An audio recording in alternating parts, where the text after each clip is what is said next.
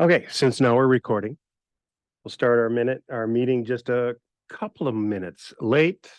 Welcome to the special August edition of the Community Resources and Tourism Committee meeting.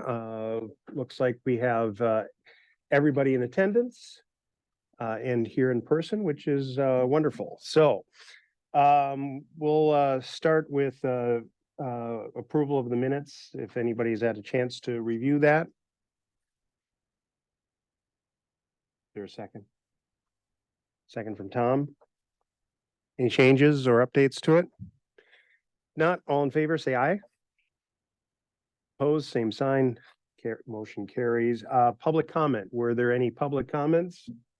And everybody we know here, so no public comment. So we're going to move on to extension. And I don't know if we have a financial report since Kristen's not here, or. Yeah, it is in the packet. If anyone has any questions on it, just let me know. We are currently nicely on track for the year, so. Does anybody have any questions about extension's financial report? Mr. Chairman? Yes, sir. Did Ann have a question last month on some of the numbers not balancing? Did we get squared away on that? I saw some back and forth. So that'll be the budget. Oh, okay. Okay. Yeah, we'll go over that then during the budget part. So, anything else? Also, on the financial report, no. You should have also gotten your written extension educator updates. And if you had some chance to review any of that, does anybody have any comments or questions for any of the educators who happen to be here or also on Zoom? If not, then we'll move on to our presentation from Louisa. Thank you very much. I'm going to pass out a really short 2-pager for you guys, and then I'm just going to tell you a little bit about what I'm doing.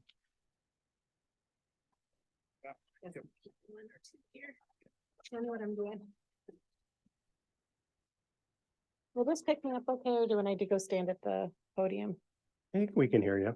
As long as it's recording for posterity. My name's Louisa Gerasimo. This is for the people who are following along on Zoom. I'm the Human Development and Relationships Educator for University of Wisconsin-Madison, Division of Extension, Dunn County.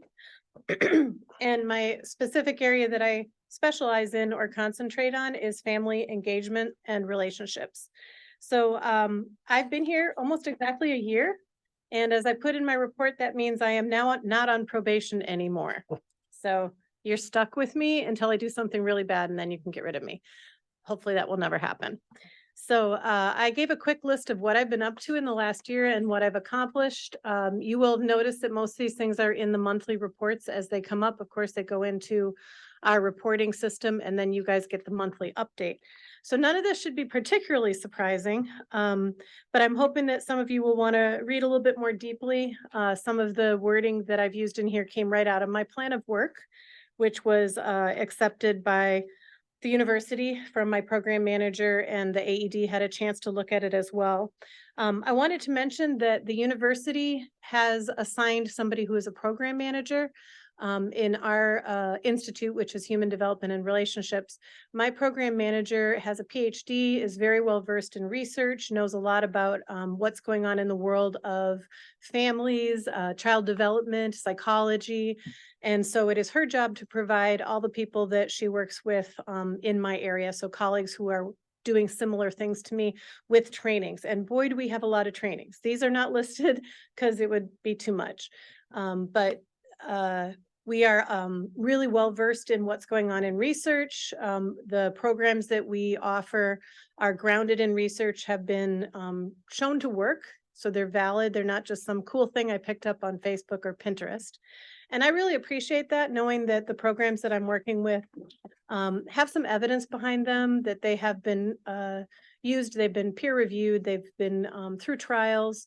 And any of you who are scientists understand how important that is. Larry, also for those of you who are farmers, which is a kind of science for sure, you know that you want things to be tried before you just go whole hog down the direction of something that sounds cool.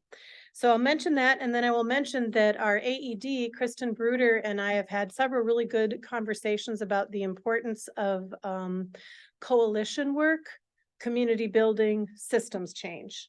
So while I do parenting programs and I spend time working with families directly and offering direct education to both parents and to our community partners who serve parents. So for instance, we offer things that our early childhood educators can take for their required credits for their continuing ed.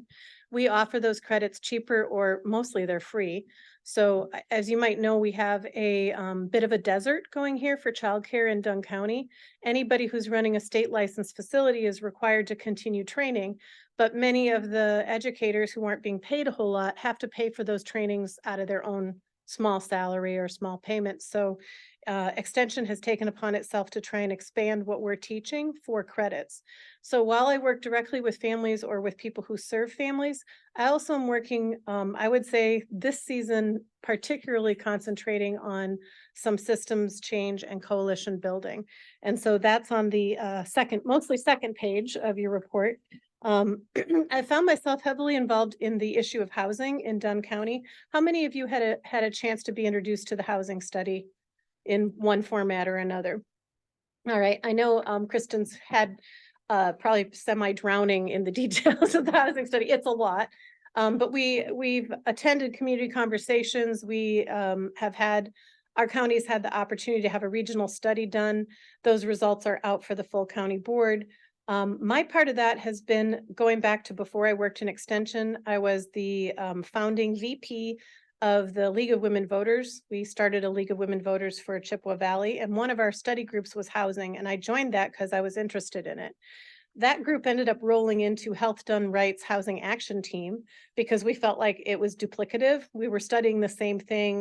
We didn't want to be at cross purposes. So I joined that team before I had this role, and then have continued the role and recently took on the co-facilitation, co-leadership of the Housing Action Team, which came directly out of the previous version of the health study, which is asking our community members, what do you feel impacts our community health? What's the most important issues, so that we can judge what rises to the surface for our community and then take action with public health and with other county agencies to try and address those issues.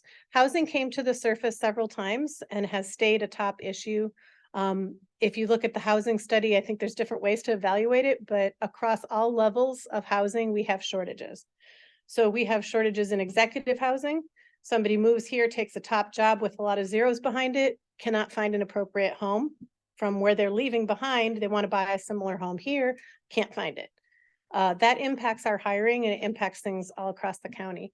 We also have shortages at the other end, which might be starter houses for young new families who maybe have a baby, want to get out of rentals, buy a home. As you know, super difficult to buy a home here. Also have a humongous shortage in rentals, which impacts the whole housing market. So those issues keep coming to the surface for the families that I serve. And so the work that I'm doing on the Housing Action Team and with Chris Corpola on the Housing Advisory Committee. Did I get it right? Hack. We got hat and hack. Yeah. So in the paper, I was on the front page of the paper a couple weeks ago. I want you to know they spelled my name wrong twice, first name and second name, and they got the name of the housing team wrong. So, but we were in the paper on the front page. So I think we're elevating the housing to where it is a constant topic of conversation. So I'm really proud of that work. And then recently I got drafted to join the United Way board. Has anybody heard anything about United Way Dunn County recently? Okay, have you been asked for money for United Way recently? No. So we had some issues with United Way, and I joined in the middle of, we're calling it a realignment period. So I'll just leave that with you. But there's a lot of work for us to do, and we are looking for people who are community minded to join that board. Right now, I would say there's 6 to 8 of us that are active. And we need some people who are experienced in the community and in nonprofits and in financial development and that type of thing. So we have a great board, and we are currently trying to figure out our strategic path forward, and probably going to do one campaign, I'm guessing late fall or early winter. And we are talking to some of our partners to the east and west, starting to kind of put out feelers as to whether we might want to consider a collaboration, and after that collaboration, a merger with a group bigger than us. And I think that's going to be probably the main choice that is out ahead of us. But that has taken a lot of my time, because it's a community organization, again, that serves our families, is really important. It serves a lot of our county's community partners, Boys and Girls Club, just as an example. And in fact, funding this survey right here in front of you that we're trying to get everybody to take, also somewhat funded by the United Way of Dunn County. So that's some of the systems and coalition work that I'm doing. And I want to mention it because it certainly is not necessarily what I could ignore that and just teach classes. But to me, it has to be both. You need to work directly with people who are trying to become better parents, and you need to work directly with the community that's supporting those families as they go through the different stages of their life. I also mentioned leadership and scholarship. I was asked to help present at a national conference. This will be my first national conference in my new career area, so I'm pretty jazzed about that. Get to go to Rhode Island, never been there before, so I'm going to put a sticker on my map. And I just wanted to say, recently we purchased some new books. I put up a cart here because I wanted something colorful besides me to look at. But these are books that parents can choose who are in the Making Reading Memories program in the Dunn County Jail. And we have had some really amazing, heartwarming stories come out of parents who really haven't been that close to their children, trying to rebuild that relationship. And we know it's better for everybody if children and parents have close relationships. Obviously, we vet people, so these are only people who are likely to be allowed to have close relationships with their children. I just want to point that out. But we have a lot of wonderful new books, and it is a really heartwarming program to see the parents attempt to get themselves together after starting reading the book and losing it entirely, choking up. And some of these guys are pretty big and tough and intimidating. And part of what we do is we emotion coach. We're like, that's okay. This is an emotional time to be able to read to your child when you haven't been able to read to your child, maybe ever. This might be the first book some of these parents have ever read to their child. So I'm gonna stop it with that and say I had one more quick story to tell. I went to the Mabel Tainter last week, and I did a series of focus groups with young parents comparing a one-page version of a newsletter that Extension offers nationally to a multi-page on the same topic. So we distilled 4 or 5 pages into one page because people are busy, and also not everybody reads at this level. And so I got to sit at the Mabel Tainter and meet with young families on a day when they were doing The Little Mermaid, and somebody was there running the lights. Yay for volunteers and helpers in our community. And that was really interesting, talking to parents and getting their perception of what it's like to be a young parent right now. There's a lot of pressures. So if you have any questions for me, I will stay through the whole meeting, and I'm happy to take questions now, or if you need to get on with your agenda, I'll be here. Anybody have any questions for Louisa or comments? Supervisor Bjork. I was able to advise counsel on a parent who, one of the parents is incarcerated. And there was a little squabble about when and how they should visit the other parent that's in jail, on who's weak and all this kind of stuff. And I said, trash all that who's weak stuff, and just see to it that when that parent has a child, that it gets to see the other parent in jail. And heard some interesting not stories, but how different jails handle different things. And apparently at Whitehall, you get to speak to your child through a hole in the glass window. And from wherever I picked up, whatever I picked up, I says, having that parent, not wearing jail fatigues and be able to sit down in a room and talk to that kid, child, spouse, or, you know, just tell the spouse to back off and let this happen. Okay. I want to plant a seed now. And I'm real good at giving jobs to extension. Okay. One of our responsibilities at the fair was the commercial building. And besides not being able to find the JW group for their booth for a half a day, I realized that JW now stands for Jehovah Witness. So they were where they were supposed to be, but I couldn't find them. And the other one was, I think we should really give Stepping Stones, you know, great kudos, you know, for bringing model of their facility here to the fair to show to people. So here's where my seed comes in. I got a whole year to make this happen. And I don't know who's going to make it happen, or even if it's just, you know, goofy idea.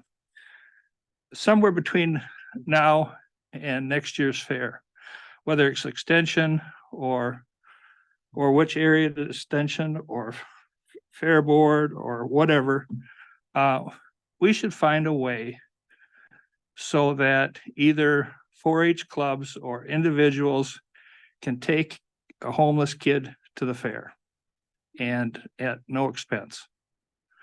So I'm just planting the seed, got a year to see if it grows. But for crying out loud, if you're a kid and you're living right there on the corner, you got to find a way to get in the fair, to walk around and see what's what. Whether someone takes you or you just get a ticket, you go, fine. But you know, we need, you know, in my opinion, we need, you know, it's nice to offer food and shelter and all this kind of stuff. But some of this other stuff we can do when it costs us $5. Great idea. Okay, planted seed. I like it. Farmer planted the seed. A year to do it. Anybody else have any comments or questions for Lisa? No? Thank you. Great report. Okay. And as she said, she's going to stick around for the meeting. And if you want to chat with her afterwards, you can do that too. So let's move on. And we're going to get an economic development update from Chris, if she has one for us. Oh, Bob's here. Okay. Bob, would you mind coming up if you have some updates you can share with us? Tell you what, as I come up to our.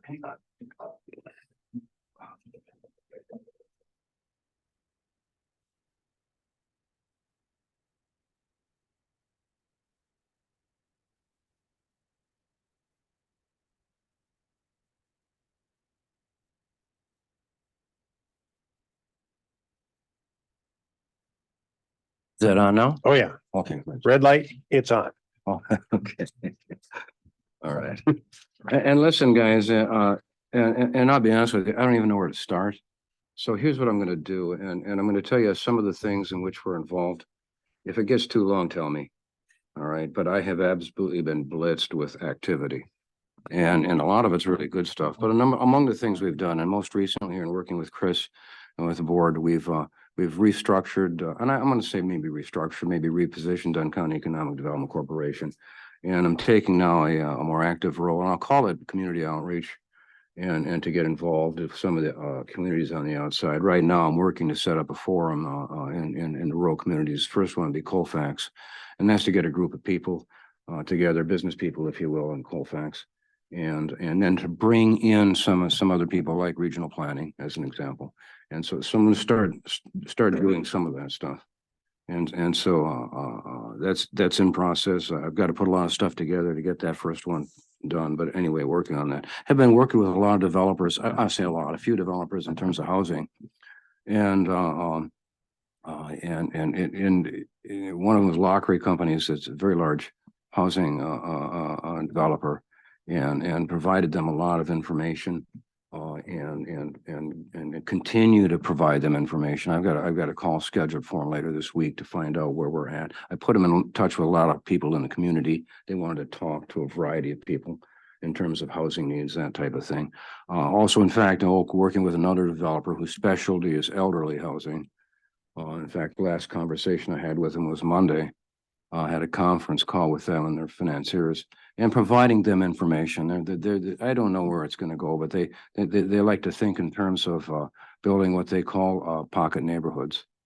And that's where they put, in this particular case, they're looking at a 20 unit, I'll call it 20 unit development. Okay, and it's a function of a lot of things, and I provide them a lot of demographic information, a lot of other stuff, but at least it's on the table. Okay, so some of that's out there. Working with a Greater Menominee Development Corporation on listing, and we have to do this through Dunn County Economic Development because we're the one who's assigned with a company called CoStar. CoStar is the largest internet real estate marketing firm in the country. And the GMDC, as well as the city, and I met with Eric Atkinson earlier this week to get the properties that are either to get them either listed on CoStar and or to get the ones that are listed, they're correct. Okay, because they need to be updated. So I'm in the process of doing that. I've worked with a developer on a 15,000 square foot facility in Boyceville. It's still on the table. It's been pushed back a few months, but he has a desire to do that.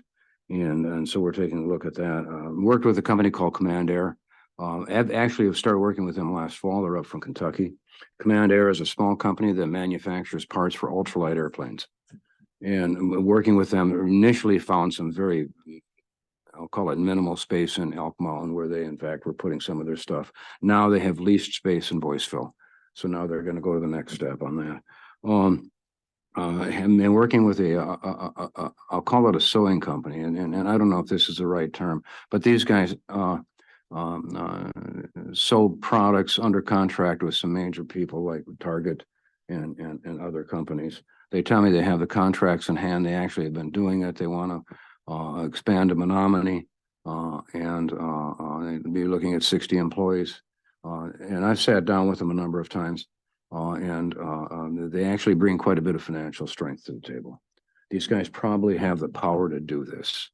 So I'm looking, and I'm working actually in this particular case with WIDA. There's a program that these guys might qualify for financing, which would be financing at 1%.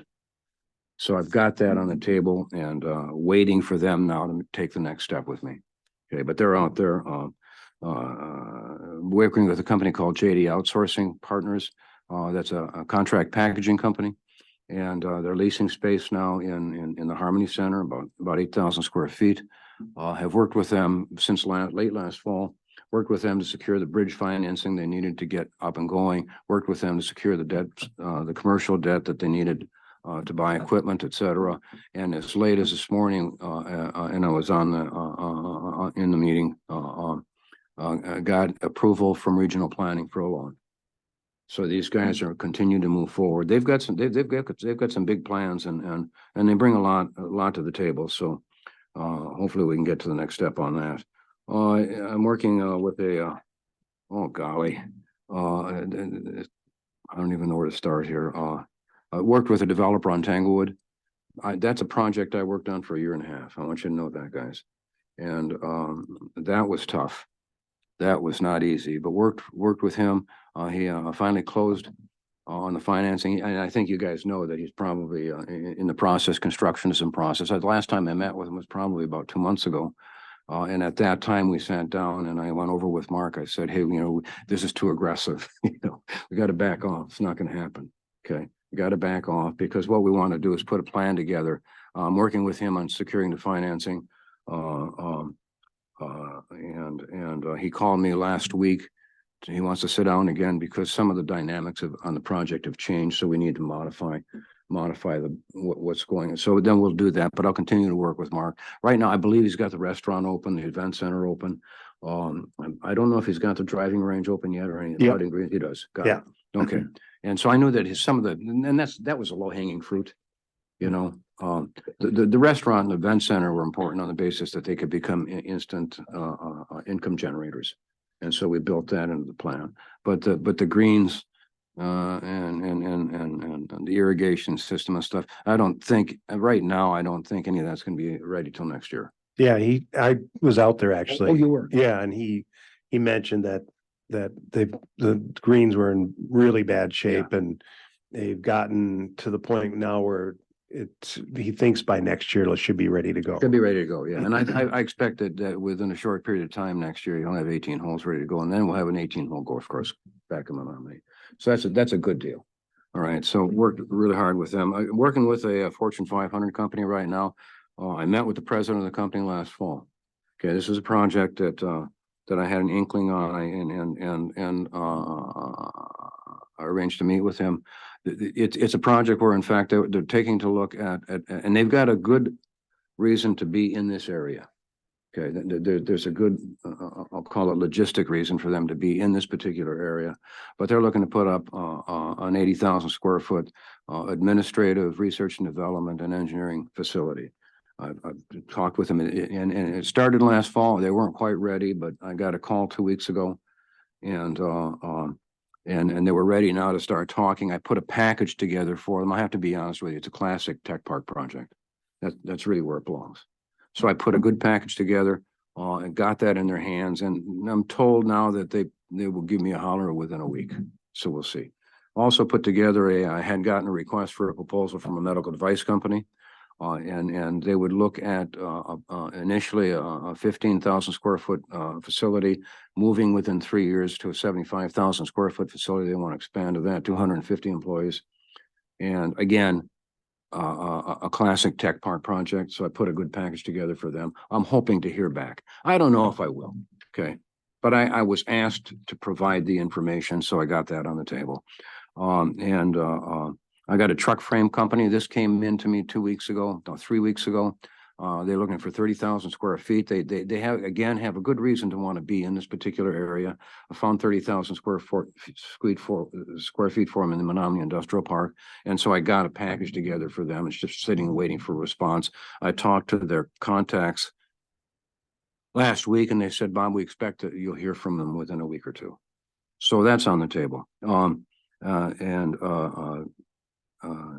I worked with, and if you guys remember, there's a 10,000 square foot facility in Knapp that was originally, it was built and occupied by Vets Plus, and they abandoned it when they moved into Menominee, and it's been sitting there. It was bought by a developer named Brian Semling, and I've been working with Brian to try to find something to fill it. Well, as of today, there's that 10,000 square feet. There's a welding company that's moving into that building in Knapp, so that's no longer available. I've got a call here, and that was about 3 or 4 weeks ago. And there's a company that's been around, and I'll just say that it's in rural Dunn County, been around for 50 years. Okay. They've got some big time issues and problems. They're going through a transition. Let me just say that they're going through a transition. And the bottom line is that they asked if, in fact, I might be able to help them identify what it is that they can do. I don't know if I can do anything, but we might be able to, but they're in the process of gathering some information right now. And then they said they'd get back to me. I got a distribution company. It's a warehouse and distribution company that's looking, and this is within the last week, a call. They're looking for 100,000 square feet. They'd like to have 100,000 square feet immediately available. They'd like to be in the I-94 corridor between here and Hudson.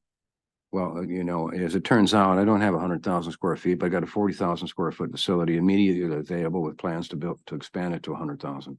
So I got that on the table too. We'll see what kind of response. I don't know if they'll do. They say, well, hey, I'll tell you, we'll start with that, and work on the expansion. So, other things I met. Oh golly, what the hell's today? Tuesday, late last week anyway, I had gotten a call from a couple of women who have a farm outside Menominee. They raise goats. They want to get into the lotion and soap business with goat milk. So I've met with them, worked with them, gave them some guidance in terms of what they have to do, gave them some homework, to be honest with you. I mean, these girls, they and they're making the product now, but they want to commercialize it. Okay. But to be honest with you, they had no idea how to do that. None. Okay. So I gave them some homework. I said, do these things. And when you're ready, give me a holler. We'll talk, sit down and talk again. And then as of today, I get a call from 2 other women. They want to open a business in Menominee, I think Menominee, manufacturing and selling smoothies. So I'm going to be meeting with them Thursday. Sit down and just talk, find out what it is they want to do. In my conversations with them over the phone, yeah, they had a lot of enthusiasm. They had probably a lot of capabilities, but they'd had no earthly idea how to start a business and what was going to be needed. So anyway, those are some of the things that we're working on, guys. I've got others that come in every day. So When you have that, the Colfax meeting, can you let me know about that? 'Cause I'd absolutely. I'd Yeah. want to maybe, kind of participate in that since it's in my backyard, Oh, basically. yeah, so- absolutely. I'll let you know. And what'll happen is that, and I already met with Gary Steen and to have him, I'll be honest with you, have him help me organize it. He knows Colfax, he Yeah. knows the people there. So we're in the process of setting that up. I told him, I said, I want to put some stuff together first. You know, so I'm in the process of putting some information and some packets together that I can provide, you know, and, you know, and I had a list. I mean, there's like 30 businesses in Colfax, you know, that, and maybe, and some outside of Colfax, you know, there was a horse, I'll call it a horse recovery farm. What do they call that? Oh, rescue. Rescue farm, Yeah. yeah, rescue. Yeah, and in fact, several months ago, I had been on, they had secured a loan through regional planning for, I think it was $15,000 for their rescue operation. So, I mean, so outside, some of those businesses outside too, we would include. But yeah, I'll let you know. Okay. Give me a little time though. I mean, I'll be Yeah. honest with you. What happens is I get so swamped with these things that I just have to find pockets of time Right. to put that together.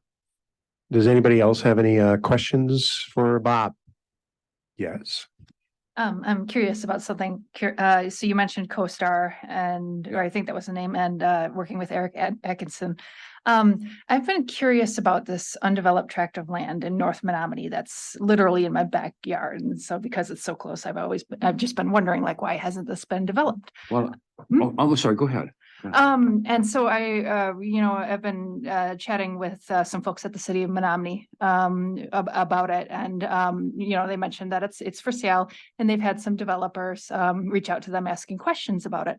I tried to find this property myself online just to find the listing. I was just curious and I couldn't find it. And I was like, oh, that's weird. Is that the type of problem that you're trying to solve here? Yeah.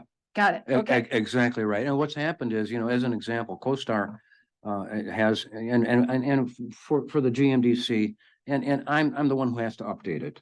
I guess, and I don't know why, but Dunn County Economic Development is the one, and so I do it, okay? And it doesn't cost us anything to list on CoStar, okay? But like I said, they are the largest internet marketing firm. They probably get 10 million hits a day. And I will get occasional hits off of CoStar for properties that have been listed there. As an example, the GMDC has had what they call a spec building, a 30,000 square foot spec building listed on CoStar for years. And I will get an occasional hit out of CoStar about that spec building. In a lot of cases, they think they don't realize that it's not an actual building, it's a spec building that can be built, and the information is there. So I got that on there. But the GMDC now has put together a 100,000 square foot spec building. So I've told the GMDC in my last meeting, I said, I'm going to upgrade them both. I'll get that 100,000 square foot facility listed on there. And I've got the information for that this past couple of weeks now to do that. But I'm going to leave the 30,000 square foot building on there because what the hell, it doesn't cost us anything. And there's no reason to change that. The city of Menominee has those vacant properties on CoStar. Oh, okay. But I'll be honest, and that's what I met with Eric. I said, we got to dress it up. Okay, I want pictures. I said, if you got pictures, if you can work with Cedar Corp and get me pictures, let's get, I don't care if it's just land. You know, if you go to the CoStar and you go to other properties, you can see pictures of land. You know, you can see things there, and it just brings it more real. Plus, we needed additional information, you know, on those properties.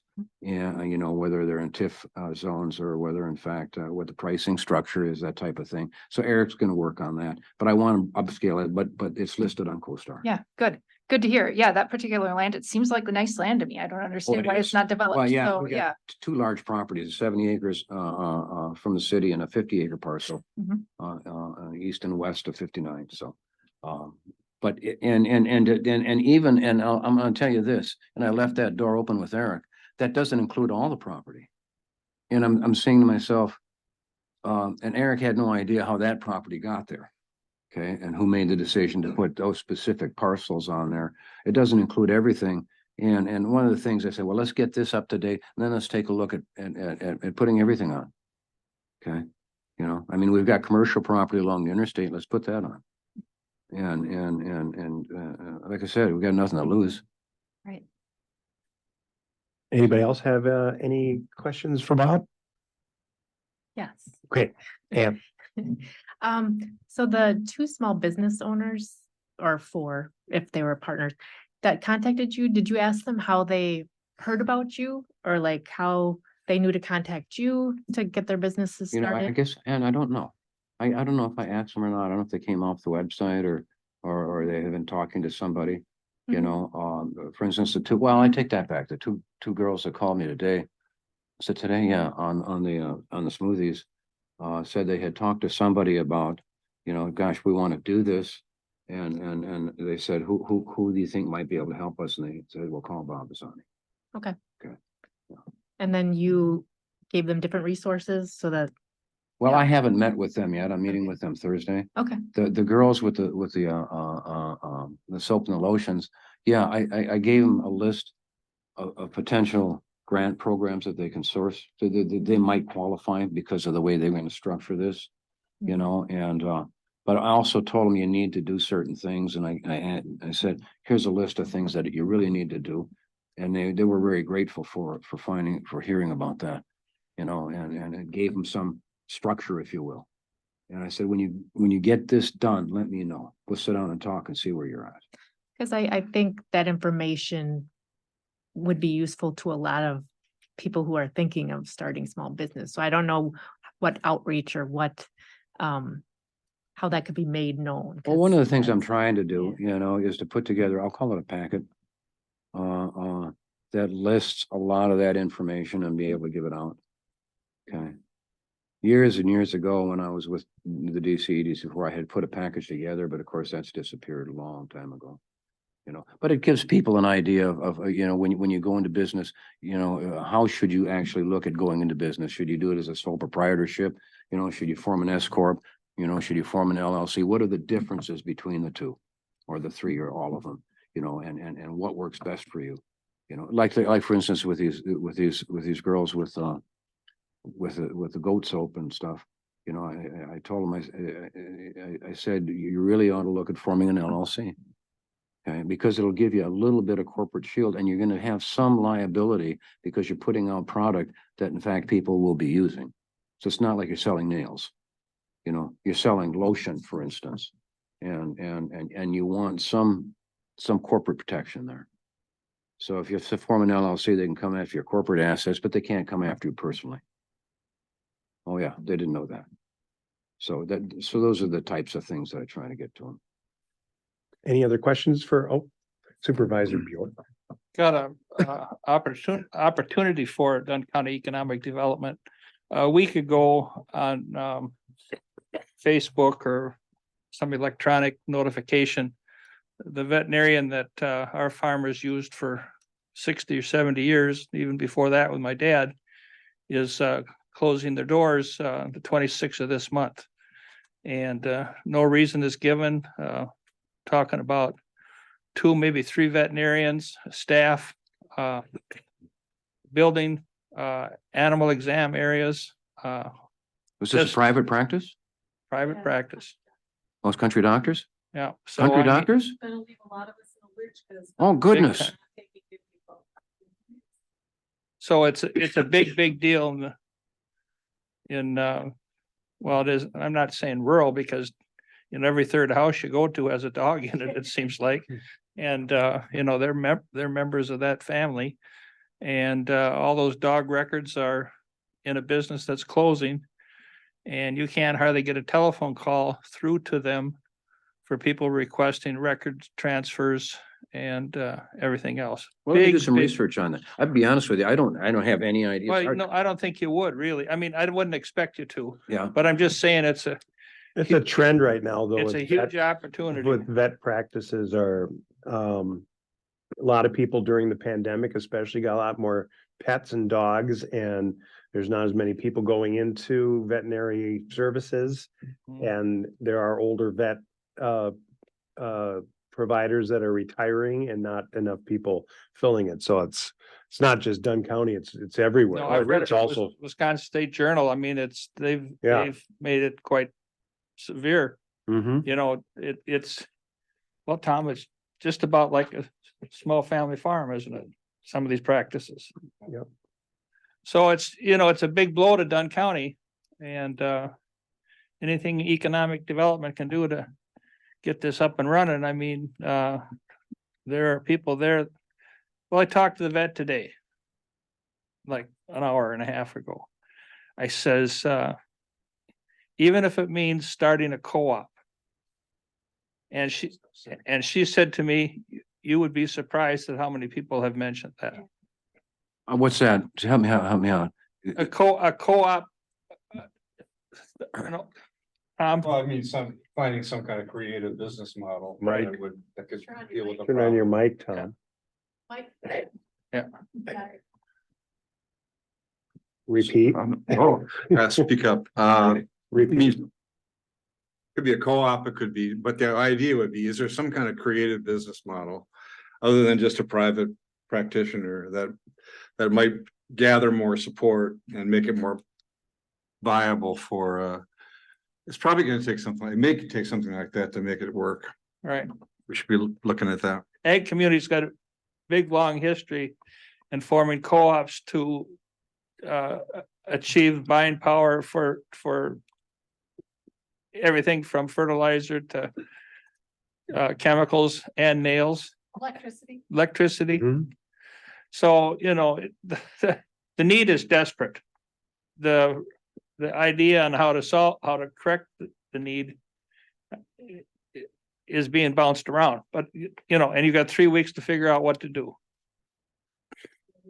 Okay. Anyway, it's one more thing to add into your, Yeah, and they never gave a reason. It wasn't because of retirement. It wasn't because of, There's been reasons given, but none that I'd want to talk about. oh, okay, got it. All right. okay. I think on that note, Bob, thanks for the update and appreciate the latest information. We're gonna move on to Dunn County Communications, and now Chris is up. Good evening. So I'll just be real brief.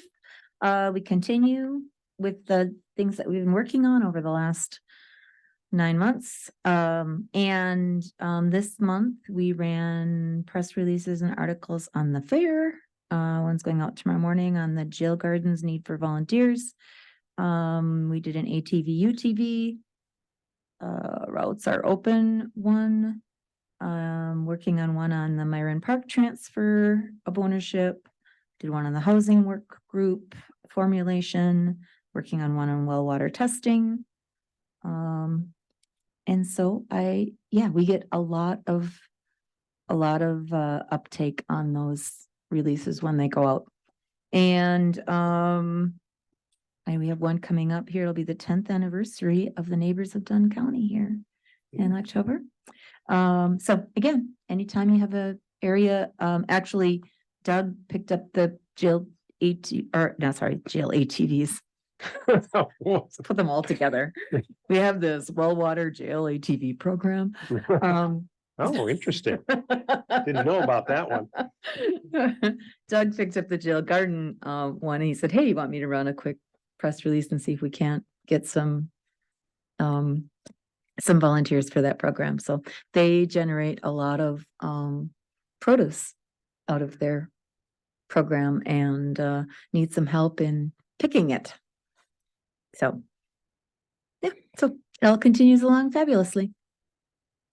Any questions or comments for Chris about communications?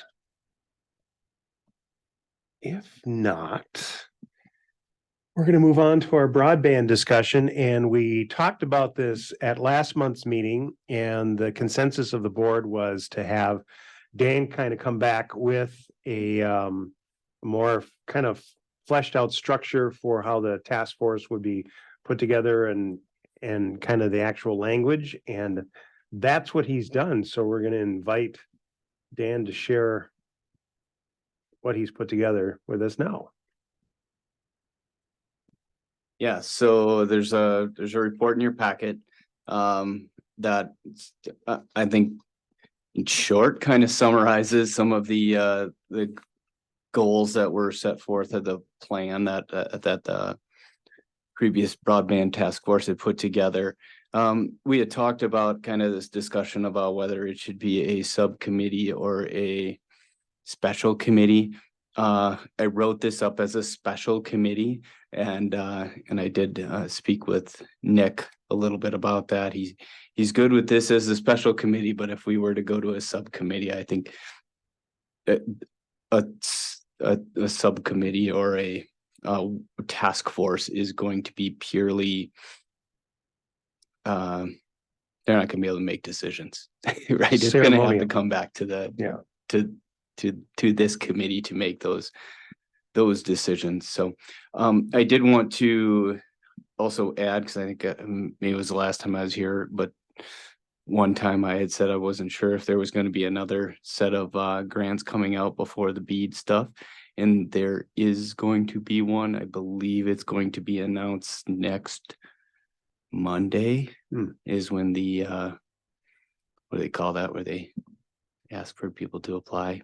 So but that's gonna be coming out soon. So yes, that's the one I was looking for.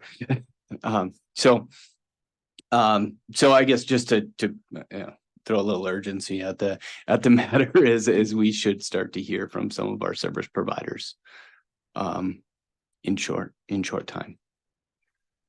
We have already. There you go. If anybody on the committee has had a chance to look at what Dan put together, and if you have any questions or comments or observations about it, or anything else, that this would be a good time to bring it up or suggestions, because again, we do have it as an action item to actually recommend the creation of it if the board, if our committee feels so inclined to do so.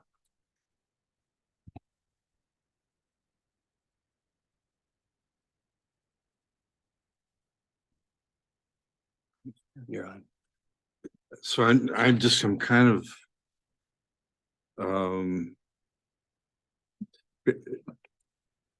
your recommendation is the creation of a special committee Mhm.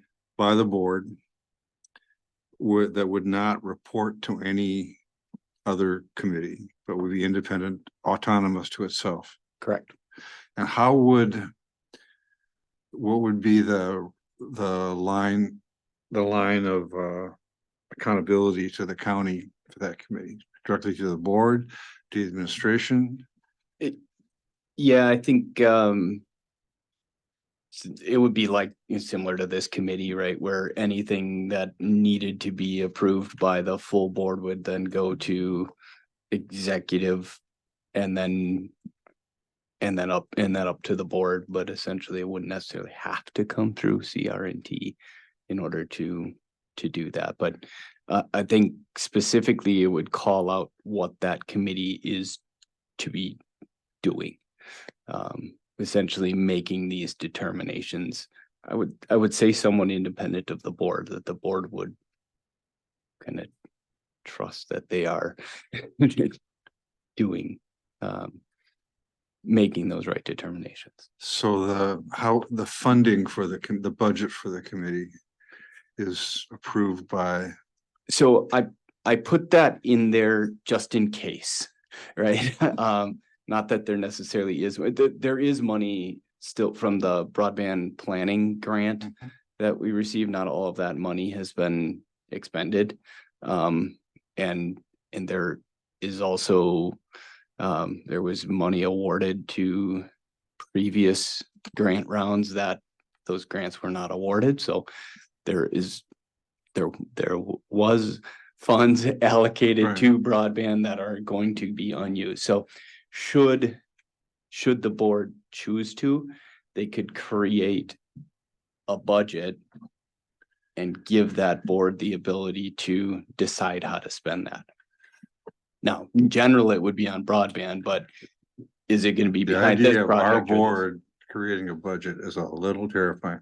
I mean, it's a clumsy process to have the board approve a budget. So, I mean, it would be similar to, I guess this is kind of where broadband kind of becomes unique, as in most cases, there is a department in the county Right. that is doing that. So Right. realistically, from that standpoint, they might say this amount of money is going to be set aside for broadband, and maybe it's the planning department is kind of overseeing that funding, but the decisions to say, we are going to get behind this project, we're going to partner with this plan, or we're going to partner with this plan and this plan and this plan, and we're going to give 10,000 to this one, 10,000 to this one, 10,000 to this one, or we're going to give 50 to this one, and we're going to give 5 to this one.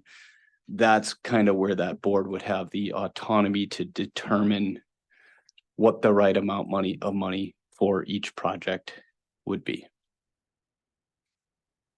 So in That's other if words, the board gave them the money in the right, first place. 'cause- so in other words, like, it's kind of like how this committee decided like last budget to do $100,000 toward grants. And then we kind of decided how we were going to divvy that up. And the idea, what came up with the task force, the broadband task force, and also with kind of looking at Eau Claire County as a model, as Dan just mentioned, like these, we didn't know if there were going to be any broadband grants, and now it looks like they are going to be awarded quickly.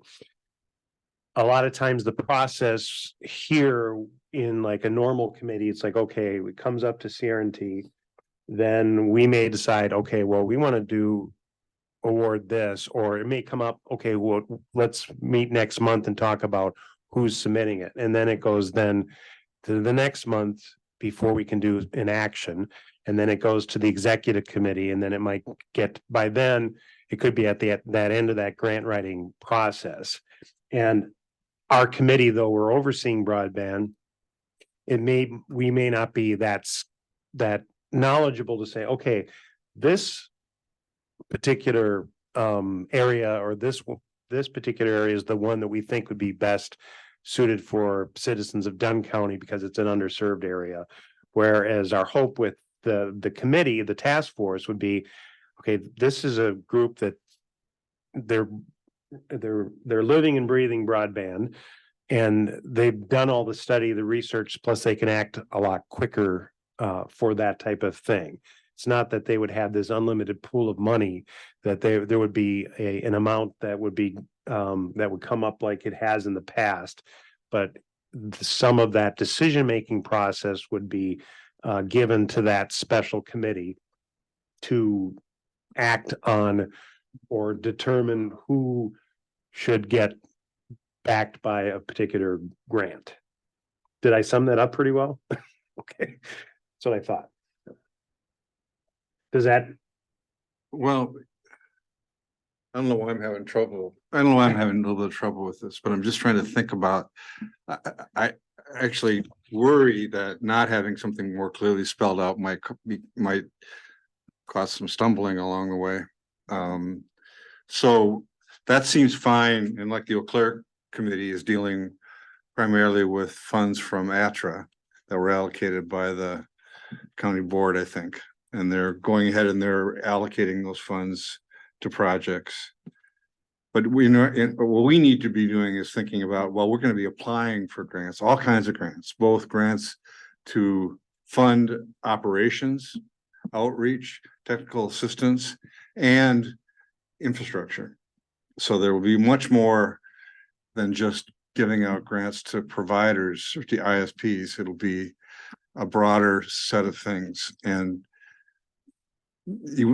as you said, as we follow this model, that all of that will be determined by that committee with no input, with the only input coming when they ask for, well, I guess no input from anybody other than that committee.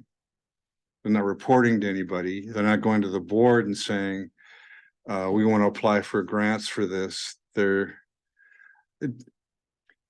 So if if the committee were to apply for a grant, and likely that would be done by someone, a staff member, right? In some way, shape or form. If they were to apply for that grant, they could then receive that grant, and then there would have to be a budget adjustment made. That budget adjustment would have to go to the full board. Even though we get free money from a grant, we're not allowed to spend it until the board approves us to spend that money. Those are those budget adjustments Okay. you get in all of these other types. So the board would have that opportunity to say, hold on, don't So, take that money. well, no, I know. Yeah. So all I'm wondering, I guess, is what advantage there is to sort of having that committee report, make that request directly to the board rather than coming through this committee. It seems like it might have a disadvantage.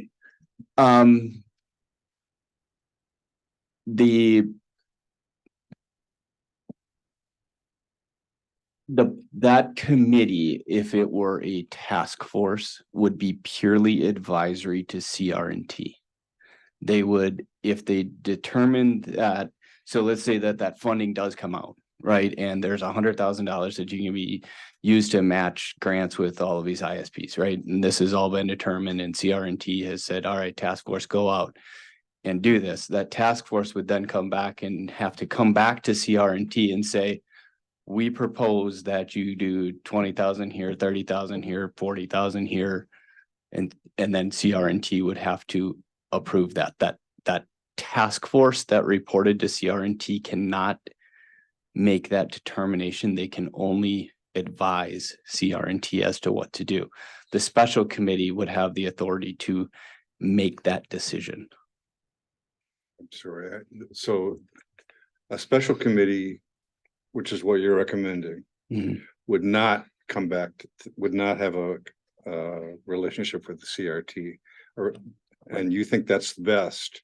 And I'm suggesting that it might not be, because it might be.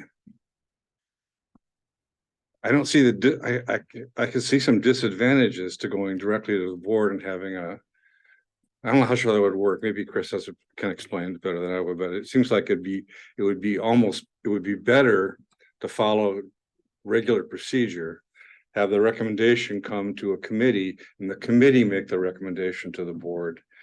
So I'm kind of arguing for maybe it would be better to maintain some kind of direct connection to CRT. Not a very complicated one, but one that just facilitates that step. Right.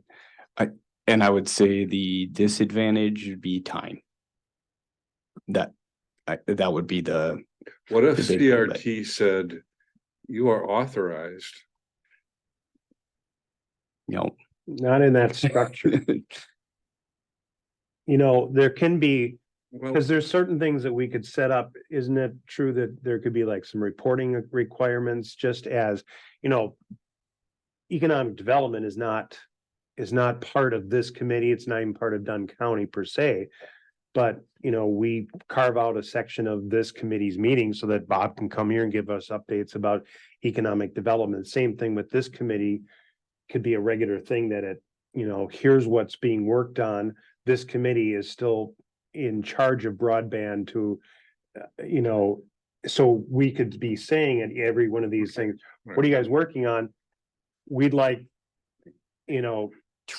Transit is a good example, I think, of say again, the transit committee is a special committee. It kind of looks like it's highway, but it's not. There's actually two separate committee meetings that happen. Highway is a standing committee. Transit is a special committee that has memberships outside of, I believe it's fully inclusive of the highway committee, but then has additional members outside of that, right? So that's kind of a similar structure to what like this special committee could be. Sure, this could look the same way. You could schedule the broadband committee immediately before or after CRT. Your membership could be the same, plus if you had other people who needed to be a part of it. So the only reason not to come through CRT for, so I'm sorry, I don't want to complicate this. If I am, then tell me, I don't have to worry about it and you'll take care of it. You'll take care of it. No, Okay. I want to make sure that, that you obviously have some reservations and you're expressing them, and I want to make sure that either, we help put your reservations at ease, or So, okay, so maybe explain to me how in transit, how's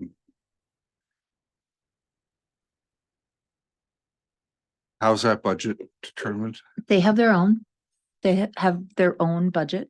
And they monitor their own So funding. it's similar to the way solid waste was handled. I would say that would be true, sure.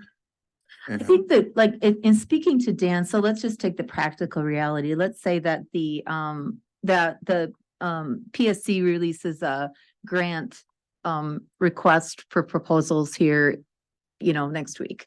And they've been turning those around in 6 weeks, 2 months Mhm. period of time or whatever. 2 months Under is- a task force model, the people, the ISPs would make a request to the task force, then the task force has to meet, and then you'd have to get that information to CRT, and then they'd have to prove it, and then it'd have to go to the board for that approval for the, if there was additional expenditures under a special committee, that could go directly to the special committee. It just takes a meeting and a process and a timing out of it.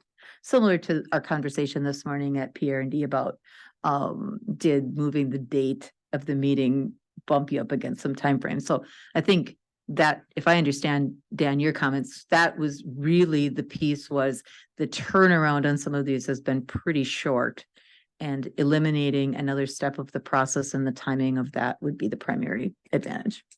And like we said, that I wanted to put the concept of funding in there. There isn't necessarily money that I understand, exists. yeah. Before that would have to happen, there would have to be a budget request made for this committee to have the money to do that. But I think it's similar to, once that money is there, then that committee can, just like any department can, as soon, you give me the IT department money to buy something, I don't come back and say, well, I'm gonna buy 4 of these or 6 of these or 7 of these. Right, I just get to buy what I'm okay. going to buy. So that'd be that same concept, is here's $100,000 for broadband for you to disperse based on this plan that you have come up with. And then that committee then disperses that money according to said plan. Well, for instance, just as a practical application of that, so in the first round of requests to this committee for grant matched money, $100,000 was committed. There were 60,000 of that was actually, when we just divvied it out, 20 grand to each request. 60,000 of that was actually, those grants were given. None of that money's been spent yet, Right. because they'll probably, I'm hoping they're doing it this summer, but I guess, I don't know. But none of that money's been claimed yet. So there's still $100,000 of the first round of money sitting out there, but 60 of it committed. In the second round, we committed another $100,000 to the second round of granting, and only one of those was Mhm. granted. So now there's $80,000 of that money. So when I got a call from 24/7 saying, if we throw in for the next round, can we have the money that we didn't, that you committed to us? I mean, I said yes, but honestly, it's kind of nebulous at this point in time, like exactly what the rules are around it. We committed $100,000 in one grant cycle. Did we mean it to go on for forever? There's just some cleanup to all of that. Wherever it all lands, there's some cleanup to figuring out the funding and what's the process to that. And, kind of tagging along with what you just said, Chris got that call, and it's like, well, is she really feel like she's, comfortable with, confident with like, oh, is that a good grant that Dunn County should really be behind, or are there other ones? And she hasn't been on the broadband task force and hasn't had a whole bunch of these other folks involved. So that might be better to have that served by that special committee of stakeholders. And they can't, the ISPs can't move forward with putting together their proposals until they know how much money, Right. match money that they have. So does turn into a. Yeah, picnic. and I mean, I think it makes a lot of sense to sort of say, well, in the county, this committee asked, I think it was this committee asked the county to allocate a certain amount of money towards grants. And it would make sense to do like, and basically that's what happened with Eau Claire, and Eau Claire said, okay, this task force is gonna allocate those funds. That makes a lot of sense. It's just, and I don't care.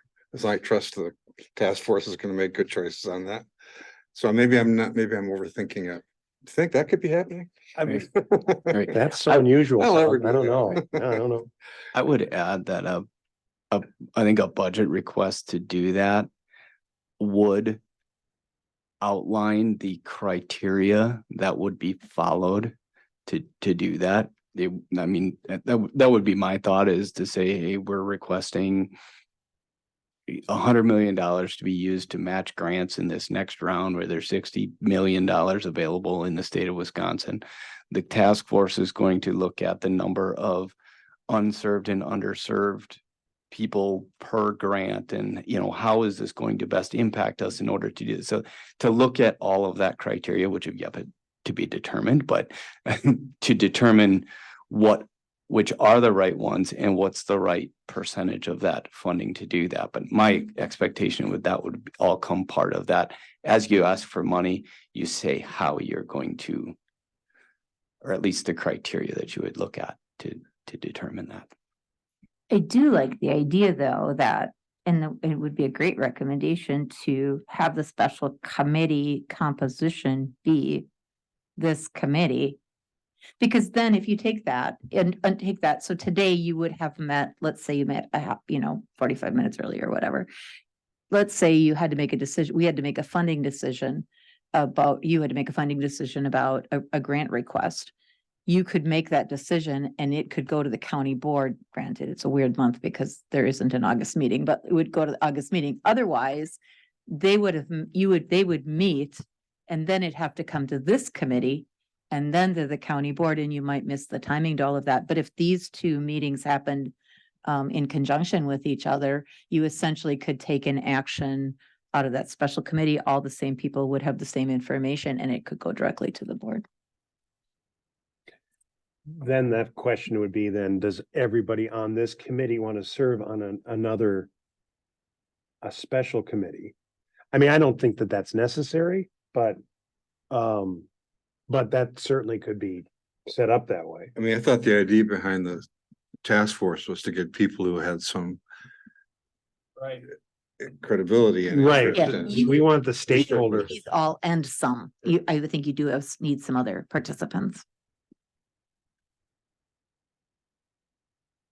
Supervisor Vogel. I Well, ask- Tom is mulling Okay. his next thing. I'll let you throw some more in. So if we create a special committee, does it need a department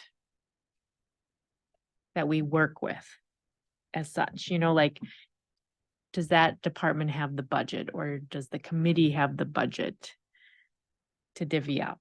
And also, I'm not sure, and how, do we have to say how often it meets, or can a special committee just meet when needed? The committee. While following proper notice, yes. Yeah. Because the transit, I don't know if it's, because it seems like that's not any nimbler, because you have a scheduled meeting once a month before the other meeting. So then it's like, well, Yeah. then how is that? So any technically, nimbler? transit can meet separate Okay. of highway. Okay, And so that would be kind of part of that, that yes, if you did involve everyone on this committee, then everyone on the, well, you need a quorum. So if there's enough people, you wouldn't necessarily need everyone on the committee to meet and to do that and to maybe meet. As you run into maybe a 2-month application window, you might need to meet every couple of weeks or more during that window, but then you might not need to meet again for another couple of months until you find out what had happened with that. So that's, I think, some of that flexibility that you would have in your question about a department. There would be at least one staff person that would be kind of managing that, and that budget would lie either in administration or in that person's department, but they would kind of be the ones that doing the back end And financial pieces. so would that person or department get all the requests and perhaps vet them ahead of time so that we know where the maps are, like things like that? Because that was kind of the issues with the last request. It's like, well, where are these? And like, where are the gaps? And are we filling the holes? And so That would be my assumption. Excuse me. So I think, some of the ideas that we have as far as having members on that committee that are highly motivated, I guess would almost get to the point of having them kind of come in and be like, hey, my neighborhood doesn't have broadband, and so I called up an ISP and they're ready to do this project, and so here's what it is, right? As opposed to, putting out a request for proposals so that people can get our money before then they go ask for it from the state, right? The idea behind all of this is that we want to have partnerships with the ISPs in order to cover these areas. And so a lot of what we talked about in the task forces, we feel that the committee or the people that are doing broadband in the county should be the ones that initiate where we want things done and going to find service providers to cover that, as opposed to the opposite. So. And the other thing that, we're talking a lot about this grant application for extending broadband, but the other thing that the task force dealt with was education. And there's that other component, and finding some of the stakeholders who can help educate folks in Dunn County about, broadband that is available, why they want broadband, why it's important, figuring out if there's a way to do if there are a grant that can help people that don't have devices or can't afford that hookup cost or some other type of thing. So it's kind of goes beyond just extending broadband to the areas of the county that aren't served, but also the educational component as to why you would want to have it. Maybe partnering with the United Way. Yep. I think, and a direct answer to your question about sort of where does the administrative piece lie is by ordinance, it lies with planning.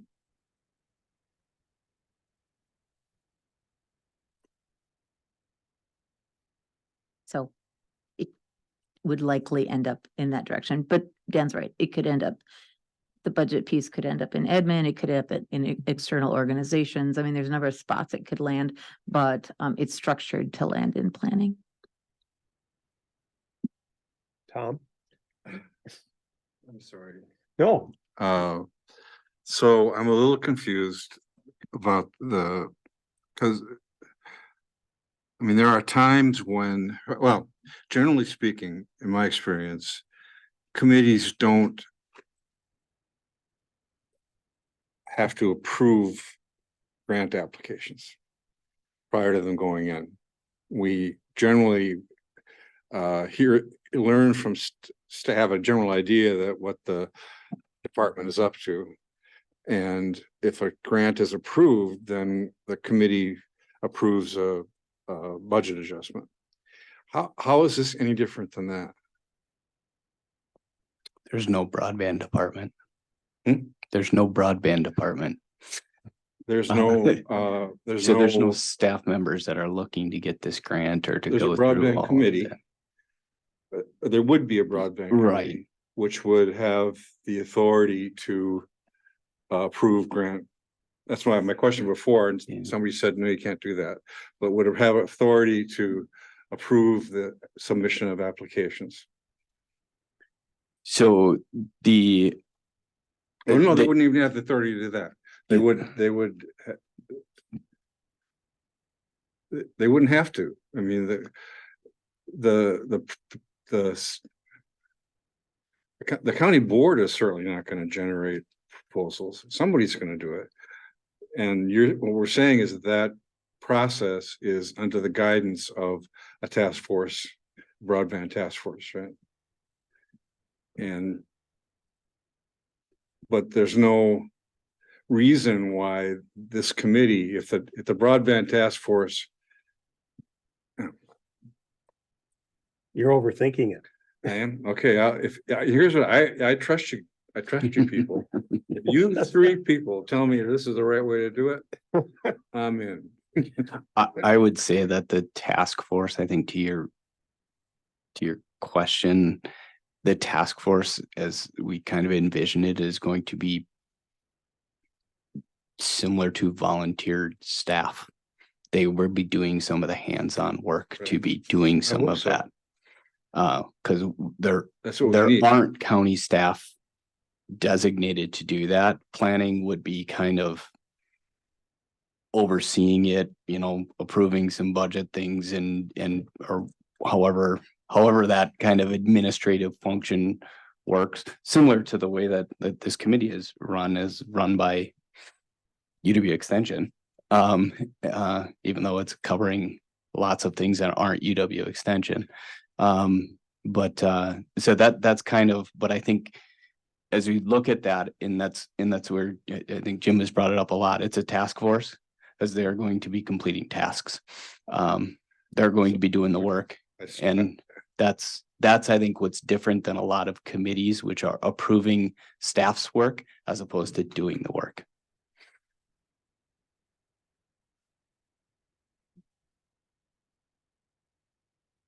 Wheels are turning. I don't see why it wouldn't make sense to have the task force connected to a committee, but if you guys don't think that makes sense, then I'm not against it. I would say that would work fine as long as this committee was committed to coming together on a relatively short call basis if needed to make some approvals to meet timelines for grants. We would become like the PR&D committee. Oh, careful about that.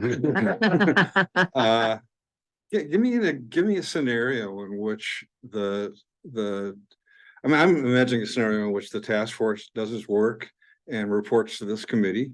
And if there is a need for the task force to have make a direct request to the board, which wouldn't be for the submission of a grant, and wouldn't be for the allocation of funds, because we could approve that, we can authorize them to do that. That's where You can't authorize them to do that. That's the piece that you can't do. You can't give them the funding piece of it. That has to stay here in a task force, it has to stay here in in the committee. CRT, in a task force. You can't, a standing committee can't give away its oversight over the budget piece. So the task force can make a recommendation, but this group ultimately has to approve it. So I'm totally confused now. I thought that's what we were saying. You wanted to take away from the committee and put in the task force. It would be, if it's a special committee that functions outside of this. Where if it becomes a subcommittee of this committee, then it can make recommendations, but it can't Okay. basically act. Everything would have to come back through here. And like in a case like this month where there is no executive committee and no county board meeting, it would have to, everything would have to, it would be a Okay. longer delay. Okay. So so again, practically, let's say that, I think last time the last round, maybe in the first round, of the grant applications, we had to, we got the requests like early March, I'll just say, and they were due at the end of March. And so we scrunched them through the process. If it's a task force, the task force would meet, say, yes, we're gonna put $30,000 Call it here, special and committee. 20,000. I think Well, that- no, if it's Yeah, a task force. okay. If it's a task force, they would say, we're gonna hear everyone's requests. We're gonna make a recommendation to this standing committee, CRT. And then CRT would decide, and then it would have to get to executive committee and county board. Under a special committee structure, the special committee it just takes one meeting and one timing out of the mixture. Did we approve in the second round of when you made in the second application, did the county board approve that? Yes. They did, okay. Yep. So I don't want to They hear ap- anymore. I they think it's a good approved idea. it for funding. But I guess my thought would be this special committee could meet with all of the ISPs and award them the funding without it ever going to right. another meeting. That is true. Had Yep, they no, had the you're- budget authority. You are absolutely correct. So what the county board approved in the first two requests was the use of $100,000 of Right. ARPA money. Then the distribution of that was this committee. And in if it were a special committee, they could say, here's the big amount, we're divvying it up this way. A task force would have to bring it back to this committee for but- divvying so- out. So the board approved the 100,000. Yep. And never had another say in how it was distributed. Right. And that's that's my memory of it. Yes, That's how we set it up, and that makes sense. yes. So that would not. So the task force. So this committee could allocate. Without going to the boards, there's only one step needed. Well, a But- task force could make a recommendation, but they couldn't make the commitment to whoever was getting the funding. This group could make a commitment to who was A getting the special funding. committee could make A special committee could. Could make and the task force could also make a recommendation They could make a recommendation to this to group. this committee. Yep. Right. Yep. That's the difference. So it's the committees but not the board, the committee. Not right. I don't care. Whatever you guys think is right. I'm sorry, I confused the matter. Supervisor Bjork? Mr. Chairman, Yes. if I was gonna be making a graph on this and using a pencil, the eraser would already be shot. But the only 2 cents I have in this whole thing is, and glad Tom can overthink it because I'm underthinking it, is that I sure hope we're more nimble in going after funds than we are dispersing them. We need to be quick on our feet with people that know what's going on and not wait until, you know what, so be nimble, asking for the money, be slow in disbursement.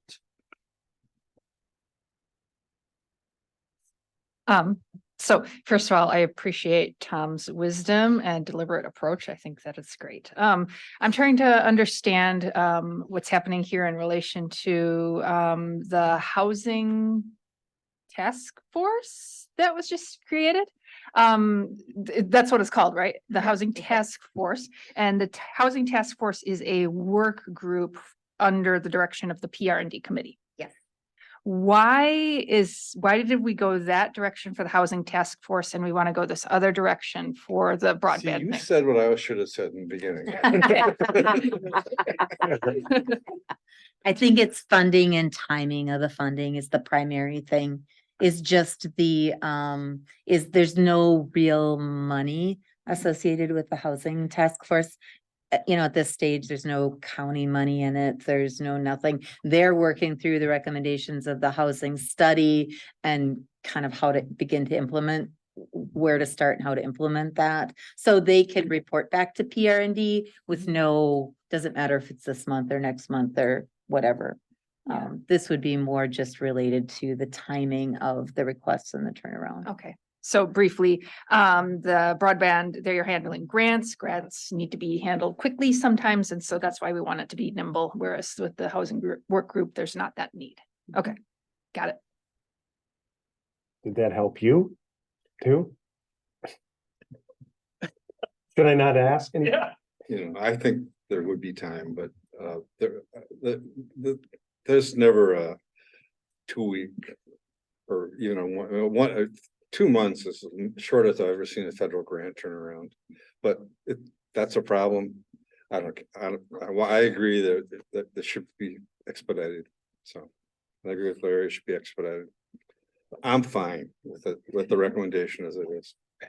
Supervisor I'm vote. just gonna ask, probably throw a wrench in there, but I mean. Is a special committee would be the same as like a committee like this, so how nimble, more nimble can it be? It's not quite like a No. committee like this. Okay, So this is a standing committee, okay. which really only means that it never goes away and the president is, or the chair of this committee is on exec. So there's a bunch of other special committees that exist in the county. Ultimately, it's very similar in the way that it acts. So, this committee still has to stick to the agenda. But can they do a lot more like actual work and So, so during they, their meetings? so they would be, I mean, they're still subject to, the open meetings requirements. They're gonna have to give notice. They would not be allowed to have a quorum meet outside of those times. So there are still some of those same restrictions, but if it's a larger group, you can get 2 or 3 people that are off working on, their area and talking with service providers and things like that. And unlike like a standing committee, it's not just made up of county board members. It'd be other So you can, stakeholders. you can do work outside the meetings. So you And- can do work outside of the meetings, it's just not 3 of you. Okay.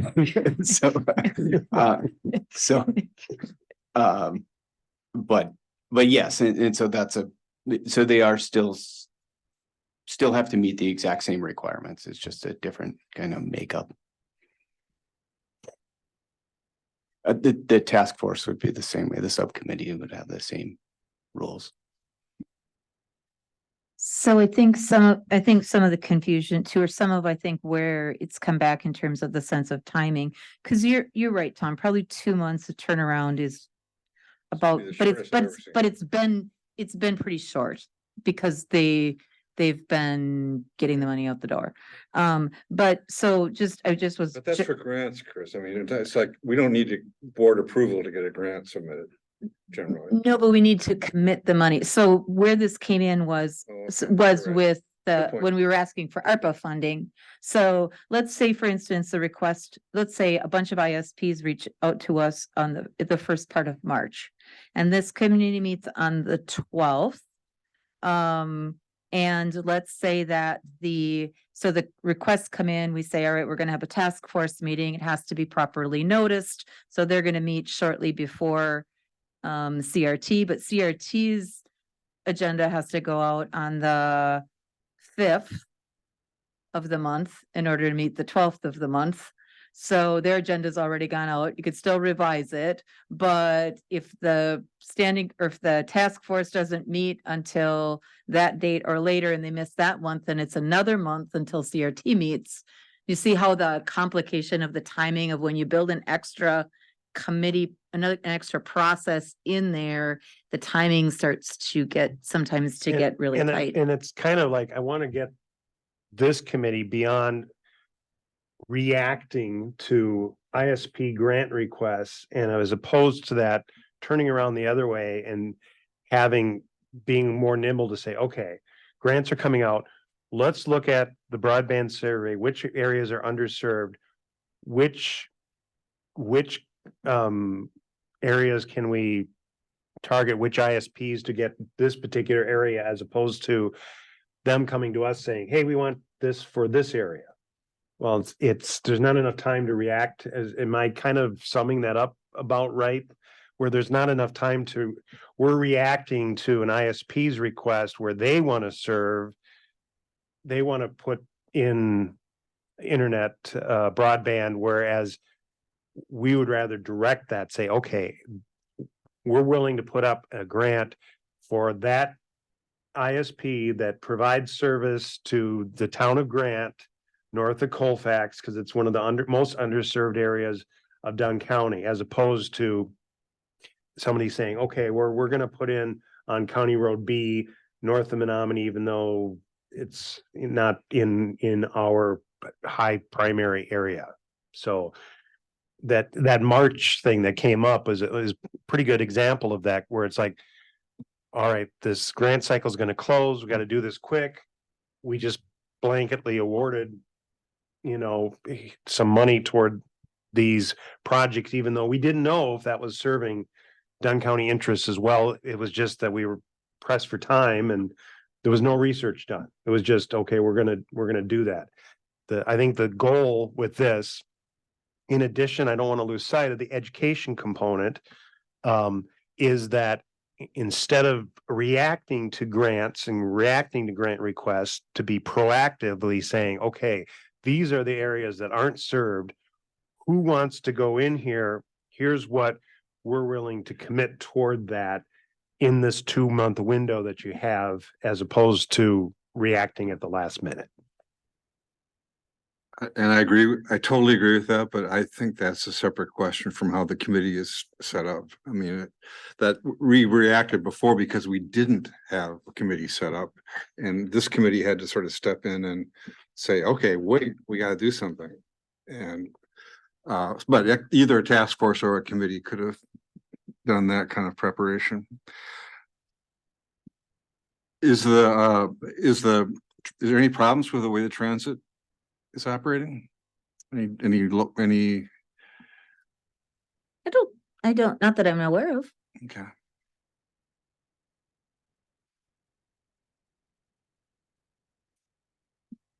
So are you, Tom, suggesting that we make it be a special committee, but have all 5 of us be on it so that we have that connection? No, I think the idea of having it's not going to be, if we're on it, it won't be proactive. It needs to be people who are committed to it, and that's what I think. I don't know. But I think it would be fine if members of this committee were on it. That would be probably a good idea. And you're thinking about it as chair, right? Yeah, and if for somebody sure. else wanted to be, that'd be fine. That'd be a really good idea, I think. I don't want to belabor the point anymore. I just, my initial concern was if we needed that, if we wanted to go back to the board and ask for money, would it be better for that request to come from a standing committee than from a special committee that had no connection to anybody really, except the administration? That was my initial concern. So. And over and over. yeah, I would say, quite frankly, if there was a grant or a request for funding, probably would go through PR&D, because planning would be requesting it. Well, So then I have a concern that, Yeah, I like that. so Why did you say that? I know, I thought that, I've been thinking about that, and it does make sense, and it is, there's where the staff is. But, I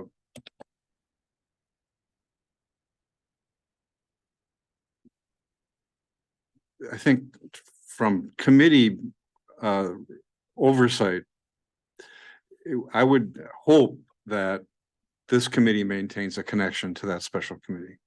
Not me, but the committee. Still, I don't think we're to that point in the agenda, but I think that that's something that we can put in there, that this committee would provide a report to CR&T monthly of what's going on. Okay. That can be written into the kind of the rules of that committee. Yep.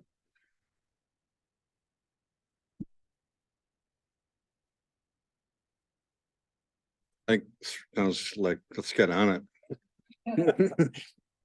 Any more discussion on that before we actually move on?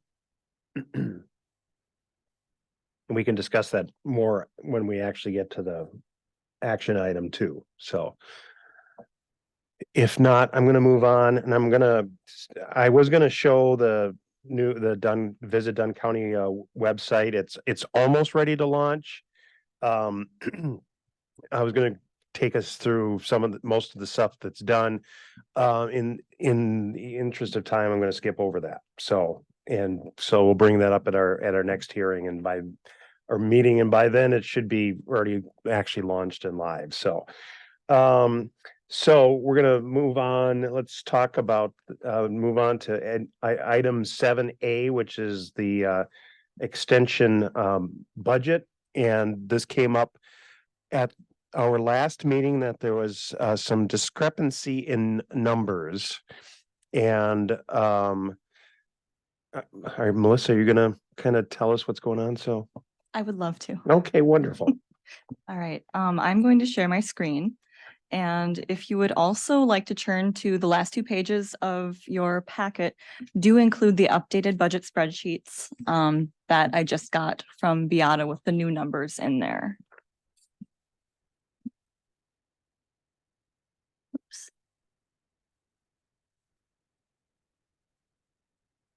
Okay, so I know this is a lot to look at. I recognize that this is a little overwhelming to look at. It has been for me as well. I have learned a lot in the last few days even, and in the last month or so. So let's break it down a little bit. So with the current numbers that are in here, can't get it to fit all on the screen, that's all right. Okay, so you can see the way the workbook is actually set up this year. The spreadsheet will show the difference needed in order to balance the budget. So down at the very, very bottom, oops, the last line here. This mouse is very strange. It's very strange, yes. The very last line has a net deficit of $6,803. That is the number that we would require in order for our budget to balance. So with that, Extension's overall ask this year for the tax levy is actually $285,620. And that comes about from adding this number right here, which is the current tax levy that Beata updated for us. Adding that to that $6,803 creates the levy that we are actually asking for, which is the $285,620. If we are to actually put that in, let's see here.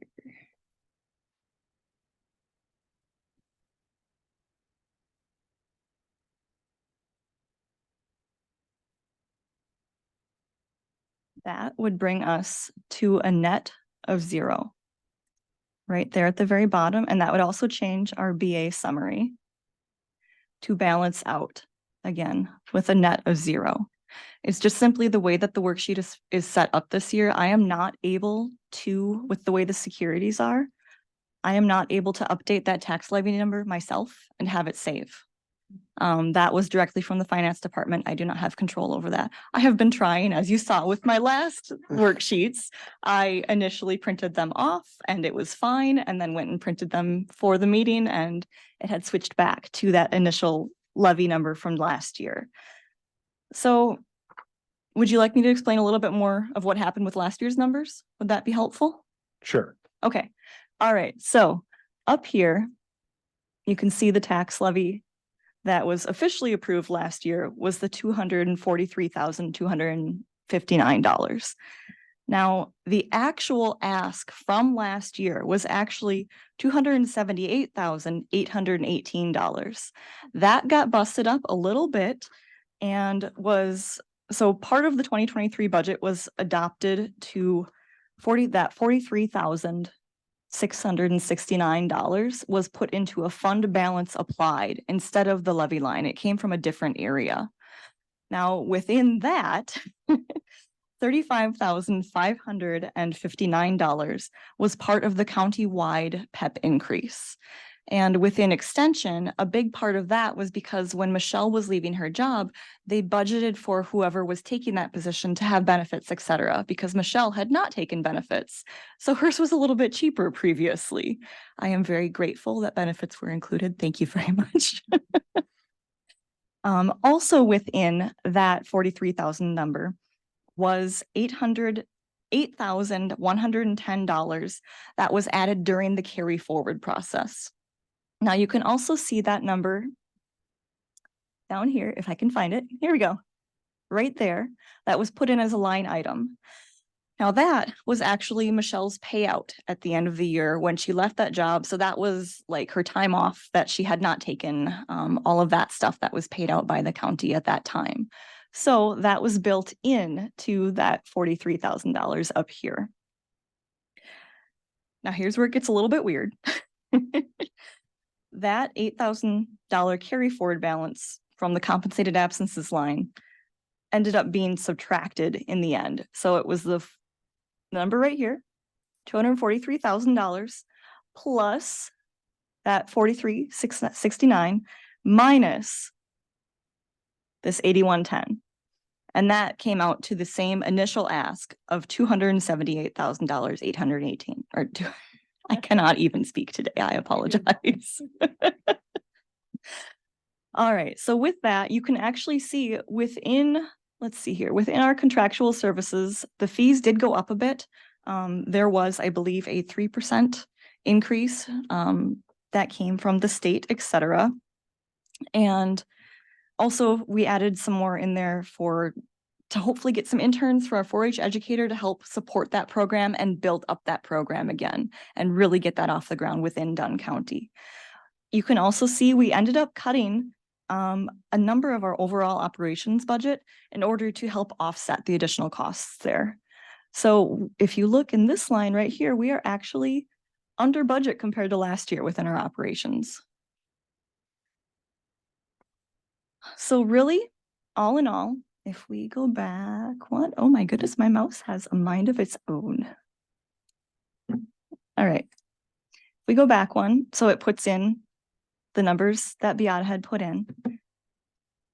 We are really only asking for an increase of that $6,803 overall. I hope that helps. What questions can I answer for you? That's a lot of numbers. I apologize for that. I should have made a slideshow that showed everything. And yeah. You did great. I think the simplest thing to say is last year, part of the way that the county board balanced the budget was to apply some of the general fund balance towards salaries in order to continue to fund that gap. This year, we have to do it with levy. We factored that in, and the $6,803 represents what over and above is already budgeted would be needed in order for us to continue to provide those salary increases. So all of the increase, the operational costs dropped, all of the increases reflected in that $6,800 are all salary and fringe related. Go ahead. So does that mean we have to approve the increase to the levy, including that 6 to 800 so that it gets into the budget spreadsheets. You would be approving the budget as presented and you'd say we're approving funding it in whole as it's presented. And then part of the next step of the process, as the executive committee works forward, is to figure out how to fill that $6,800 gap. So we're approving the expenses. Yep. Thank you. Go ahead.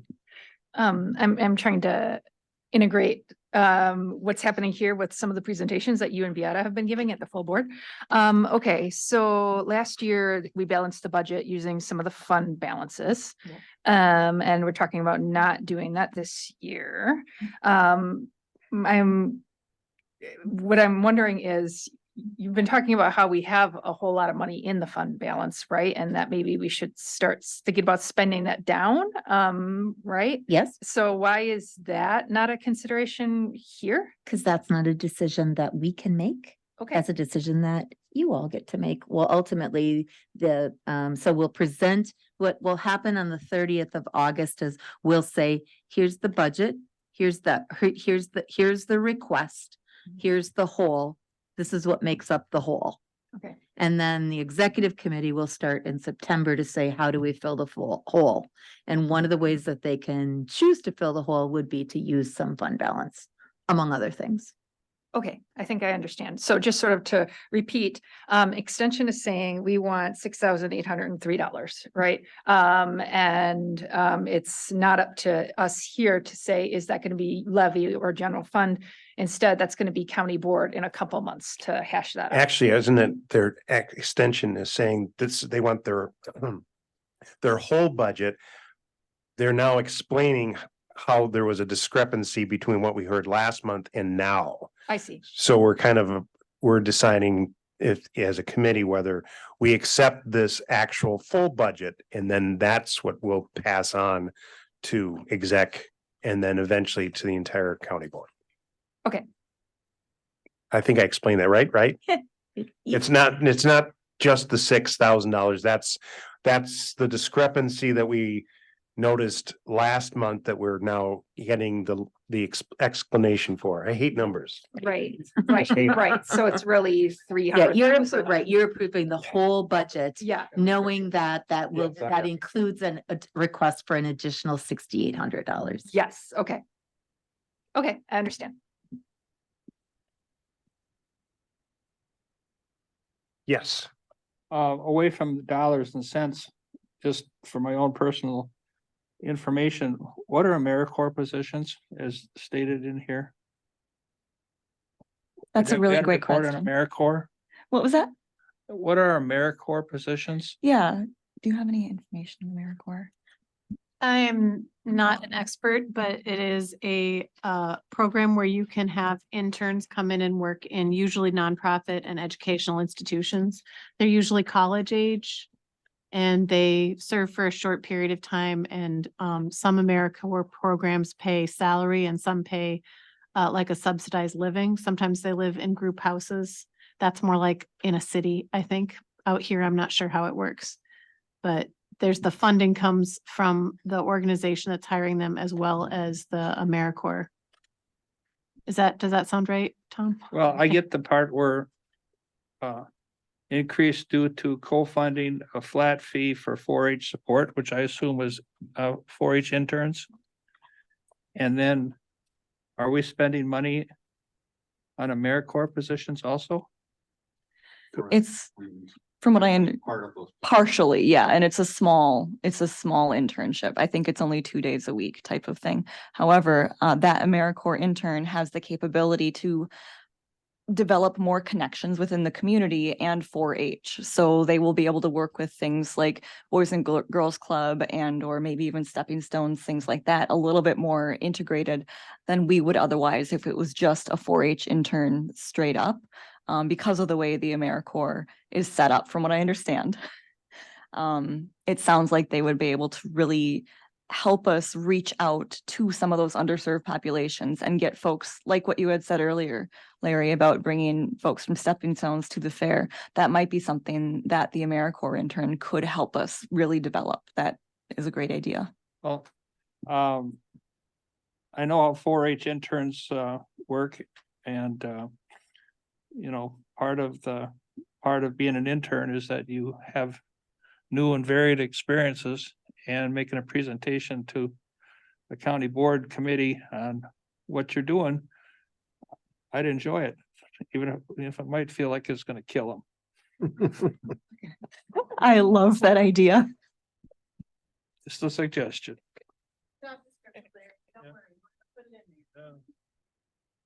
Any other comments about the budget request?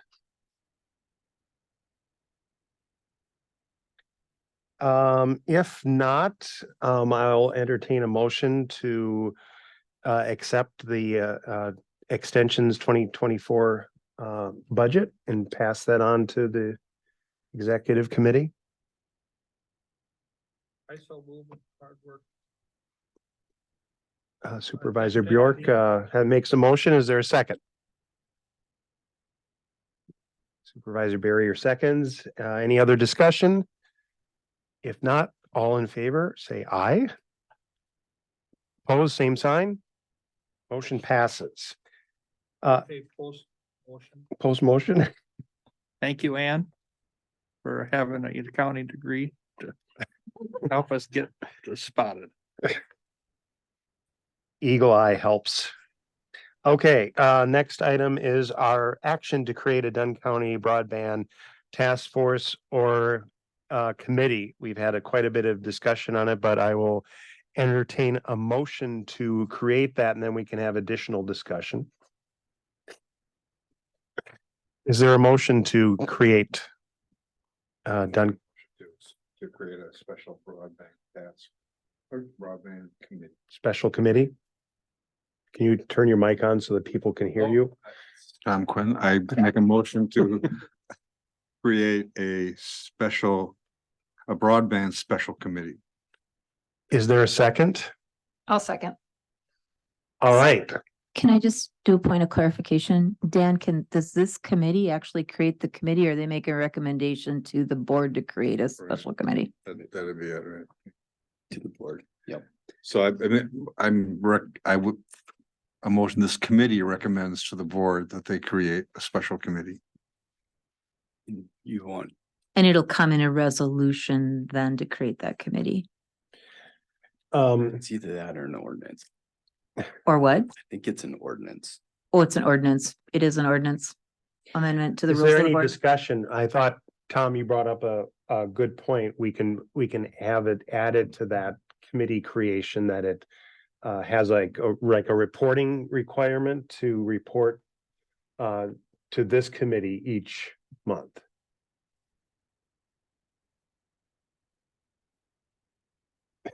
Do you like that idea? Well, I don't know. I mean, is that a onerous idea? I don't think so. I think that, Who's gonna do the report? well, if hopefully if it's myself or somebody else Okay. that joins us, joins that committee, that special committee, it'll be pretty easy to Okay. do that report, because there's gonna be at least one person from this committee that can attend, and it's kind of like I was reporting on the broadband task force.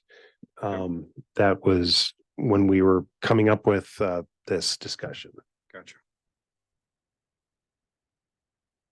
I think we should add that requirement. Okay. Any other additional discussion? Then all in favor of creating or recommending the creation of this special broadband committee, say aye. Aye. Opposed, same sign. That motion passes. All right. Tom, do you have additional? You look, Oh, sorry. I just, while you look, I Apologize. no need to apologize. That's what committees are for, discussing issues to death. For I sure. believe that's true, but So I apologize for taking that trip. No. So the next meeting for this committee is Tuesday, September 12th here in this room. Are there any announcements that anybody has? If not, then we are adjourned.